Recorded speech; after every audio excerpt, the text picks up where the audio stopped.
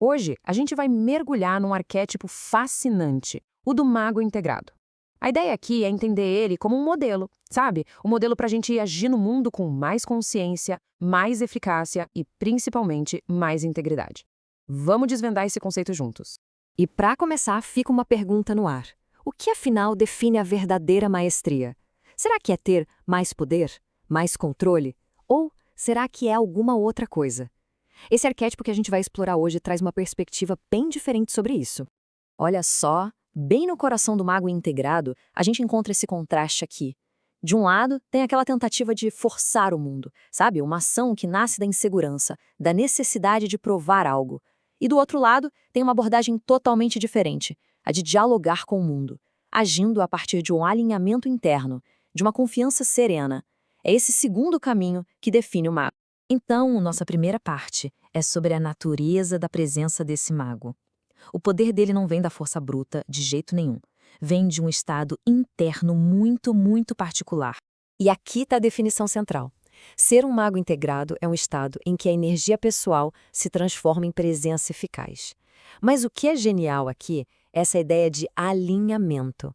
A ação não é aleatória, ela nasce de uma sintonia fina, uma sintonia entre o sentido interno, o timing certo e os recursos que estão de fato disponíveis.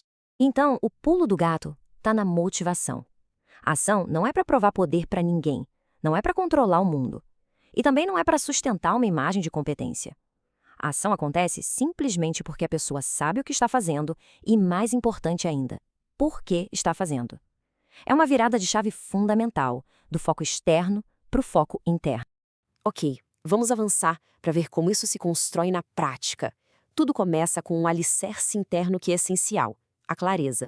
E como se chega nessa clareza? Não é do nada.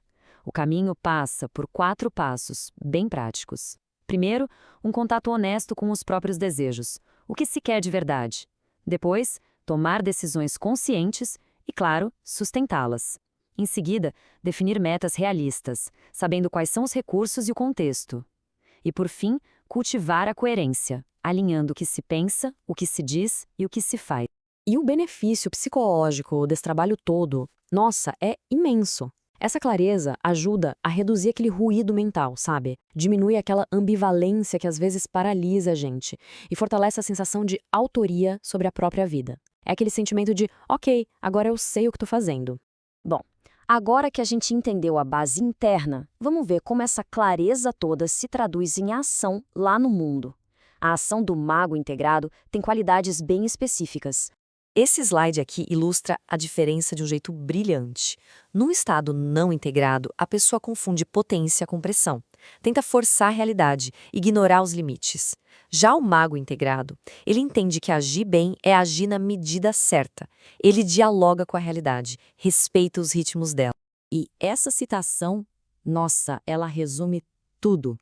A eficácia nasce desse diálogo, quando a ação responde ao que é real, em vez de ficar tentando dominar. É uma mudança de paradigma mesmo, de conflito para colaboração com a própria realidade. Isso tudo nos leva a uma questão fundamental, o poder. Como é que o mago integrado lida com o poder? Pois é, não se trata de controle, mas de responsabilidade consciente. O poder ético do mago se sustenta em alguns pilares bem fortes.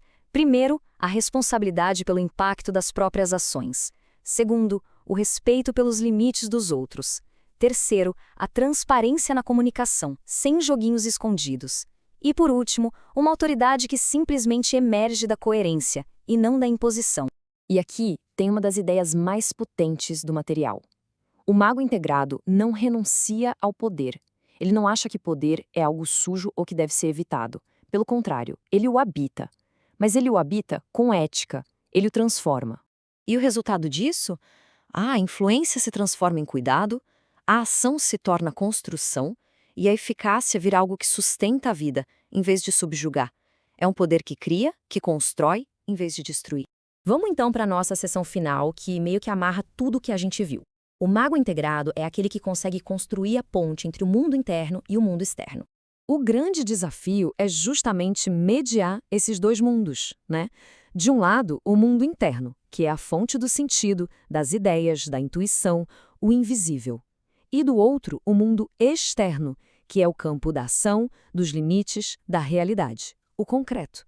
O mago opera exatamente nessa interface. A fonte nos dá essa metáfora linda da jornada.